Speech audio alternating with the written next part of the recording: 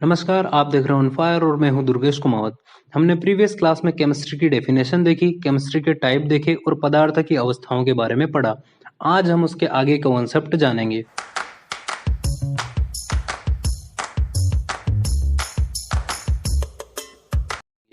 अंतराण्विक बल यानी intermolecular force को समझते हैं। अगर किसी पदार्थ को तोड़ा जाए और उसके छोटे छोटे टुकड़े कर दिए जाए तो उन छोटे टुकड़ों को हम कहेंगे मोलिक्यूल यानी अणु। और इन अणुओं को और भी तोड़ दिया जाए, इतना तोड़ा जाए कि आगे तोड़ना संभव ही ना हो, तो उस लास्ट स्टेज को बोलेंगे हम एटम यानी परमाणु। अब इस प्रोसेस को उल्टा करके समझिए, यानी बहुत से छोटे छोटे परमाणु मिलके अणु का निर्माण करते हैं और फिर अणु मिलके पदार्थ का निर्माण करते हैं। अब इन परमाणुओं और अणुओं के बीच एक बल काम करता है जिसके द्वारा ये जुड़े रहते हैं। उसे ही हम अंतराण्विक बल यानी इंटरमोलिकुलर फोर्स कहते हैं। जिन पदार्थों में अंतराण्विक बल अधिक होगा उनके आकार में बदलाव करना उतना ही मुश्किल होगा, और जिन पदार्थों में अंतराण्विक बल कम होगा उनके आकार में बदलाव आसानी से किया जा सकता है। ये वैसा ही है कि एक लकड़ी को आसानी से तोड़ा जा सकता है, यानी उसका शेप बिगाड़ा जा सकता है, और लकड़ी की एक गठरी को तोड़ना मुश्किल होता है, उसका शेप बिगाड़ना मुश्किल होता है, क्योंकि लकड़ी की एक गठरी आपस में जुड़ी हुई है, वो एक बल द्वारा खींचे रहते हैं, उनमें एक बल कार्य करता है। ठोसों में इंटरमोलिकुलर फोर्स अधिक रहता है, द्रवों में ठोसों से कम, और इनके आकार में हम बदलाव कर सकते हैं। गैस में इंटरमोलिकुलर फोर्स ना के बराबर होता है। अब जान लीजिए पदार्थ की चौथी अवस्था प्लाज्मा अवस्था के बारे में। बेसिकली आपने ठोस, द्रव, गैस अवस्थाओं को आमतौर पर देखा होगा, पर प्लाज्मा अवस्था हमारे डेली लाइफ में देखने को नहीं मिलती है। तो सबसे पहले ये समझ लीजिए कि आखिर प्लाज्मा अवस्था दिखती कैसी है। अब आपके सामने है गुलाब जामुन की एक प्लेट। इसमें जो चाशनी दिखाई दे रही है उसी फॉर्म में होती है प्लाज्मा अवस्था। अगर आप एक पानी का ग्लास लेते हैं और उसको ऊपर से गिराते हैं तो पानी सीधे नीचे आ जाएगा, और उसी ग्लास में अगर आप चाशनी भरते हैं और उसे ऊपर से नीचे गिराते हैं तो वो एक लेयर बनाते हुए नीचे गिरेगा। कुछ इसी तरह की रहती है प्लाज्मा अवस्था। प्लाज्मा अवस्था की खोज सर विलियम क्रुक ने की थी। और एक इम्पोर्टेंट फैक्ट, सूर्य में जो ईंधन के रूप में हाइड्रोजन और हीलियम गैसेज रहती हैं, जो कि नाभिकीय संलयन के द्वारा लगातार प्रकाश उत्पन्न कर रही है, वे ईंधन प्लाज्मा अवस्था के रूप में रहता है। आई होप आपको प्लाज्मा अवस्था समझ में आई होगी। अब जानते हैं बोस आइंस्टाइन कंडेंसेट के बारे में। यह पदार्थ की पांचवी अवस्था है। इसकी खोज सत्येंद्रनाथ बोस व अल्बर्ट आइंस्टाइन ने की। इन्होंने एक प्रयोग किया जिसमें एक कांच की रोड में वायु के 1,00,000वें भाग से भी हल्की गैस भरी और इसमें इलेक्ट्रिसिटी पास की, और साथ ही इसे -273.15 डिग्री सेल्सियस पर ठंडा किया। तब वह अंदर की गैसें चमकने लगी, जिसे बोस आइंस्टाइन कंडेंसेट नाम दिया गया। अब हम समझते हैं तत्व, यौगिक और मिश्रण को। एक क्रिकेट टीम में 11 खिलाड़ी होते हैं। ये है टीम इंडिया, ये है आईपीएल टीम और ये है वर्ल्ड 11 टीम। टीम इंडिया में सभी खिलाड़ी इंडियन हैं, यानी एक ही देश के हैं, जबकि आईपीएल टीम में 7 खिलाड़ी इंडियन और 4 विदेशी खिलाड़ी हैं, और इनका ये रेशो हमेशा फिक्स रहता है। किसी भी आईपीएल टीम में 7 और 4 का ही रेशो रहता है। 7 इंडियन खिलाड़ी रहते हैं और 4 फॉरेन खिलाड़ी रहते हैं। अब जो वर्ल्ड 11 है इसमें कुछ भी फिक्स नहीं होता है। यहाँ किसी भी देश के कितने भी खिलाड़ी आ सकते हैं, इनका कोई फिक्स रेशो नहीं होता है। अब हमारे तत्व यानी एलिमेंट टीम इंडिया की तरह है, जो सिर्फ एक ही प्रकार के परमाणुओं से मिलकर बनते हैं। जैसे टीम इंडिया सिर्फ एक ही प्रकार के यानी भारत के खिलाड़ियों से ही मिलकर बनी है, उसी प्रकार अब हमारे यौगिक एक आईपीएल टीम की तरह होते हैं, जिसमें अलग अलग परमाणु एक निश्चित रेशो से जुड़े होते हैं। जैसे कि आईपीएल टीम में 7 देशी और 4 विदेशी खिलाड़ियों का रेशो होता है, ठीक वैसे ही यौगिक में भी परमाणु के जुड़ने का एक फिक्स रेशो होता है। अब हमारे मिश्रण जो है वो वर्ल्ड 11 टीम की तरह है, जिसमें कोई भी फिक्स रेशो नहीं होता। कितने भी परमाणु आपस में बिना रासायनिक संयोग से जुड़ सकते हैं। तो आई होप इन टीम के एग्जाम्पल के द्वारा आपको तत्व, यौगिक और मिश्रण का थोड़ा बहुत आइडिया हुआ होगा। अब इन्हें डिटेल में समझते हैं। एलिमेंट यानी तत्व, वे पदार्थ जो एक ही प्रकार के परमाणुओं से मिलकर बना हो उसे हम तत्व कहेंगे। इसको हमने टीम इंडिया से समझा था। इसके एग्जाम्पल चांदी, सोना, लोहा आदि।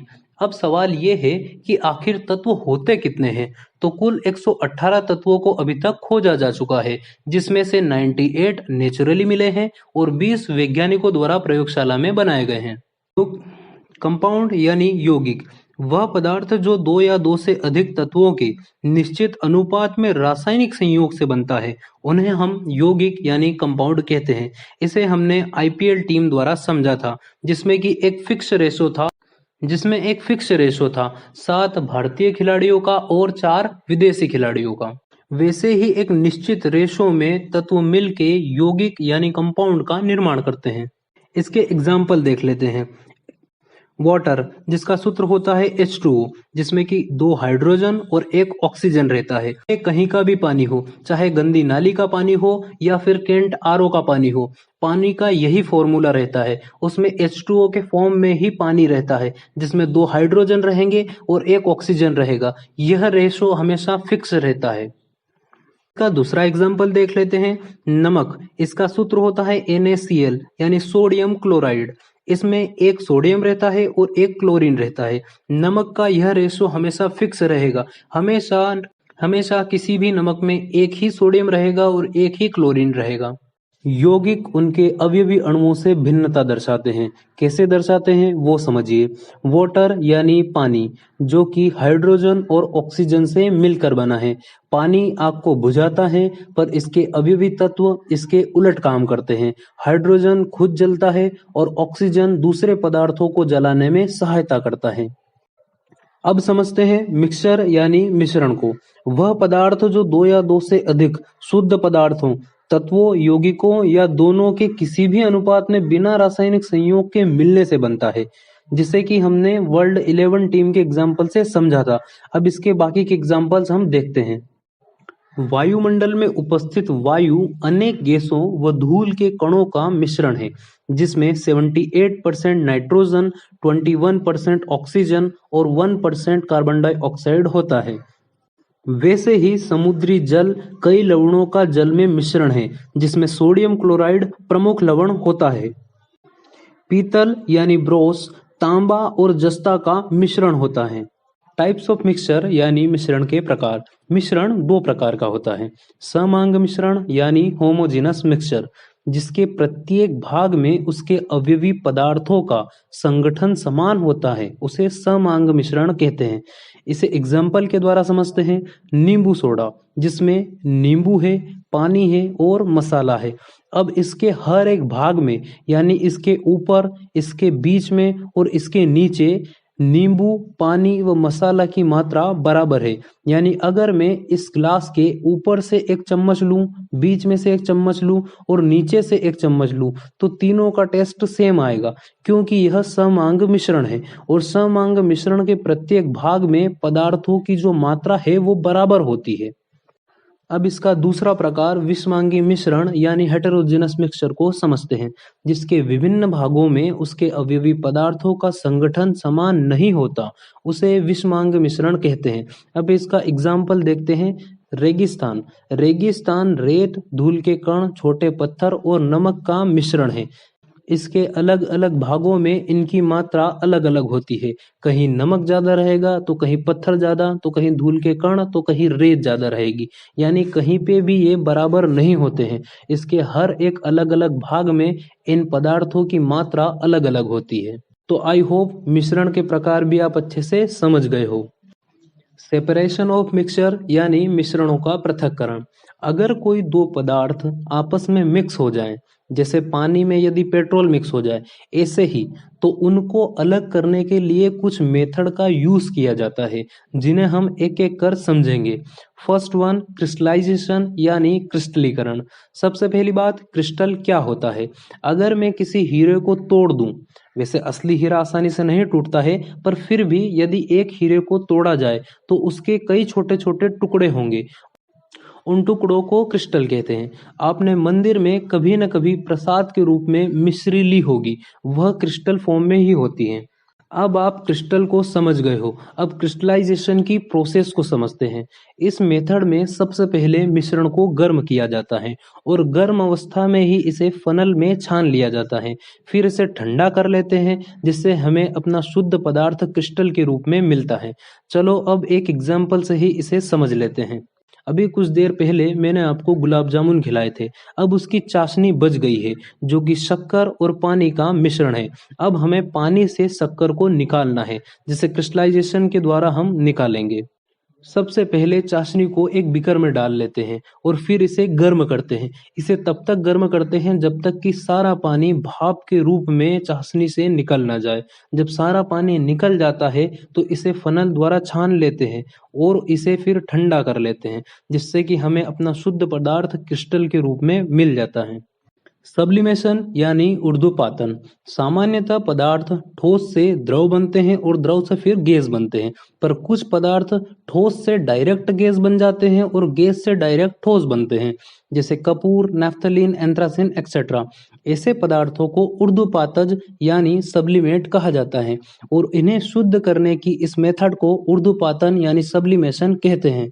इस मेथड की एक कंडीशन होती है कि दो ठोसों के मिश्रण में से एक ऊर्ध्वपाती होना चाहिए और एक ऊर्ध्वपाती नहीं होना चाहिए। इस विधि में मिश्रण को गर्म किया जाता है जिससे जो ऊर्ध्वपाती यानी सब्लिमेट है वो वाष्प में परिवर्तित हो जाता है, जिसे अगले स्थान पर ठंडा कर लिया जाता है जिससे कि वो वापस ठोस अवस्था में आ जाता है।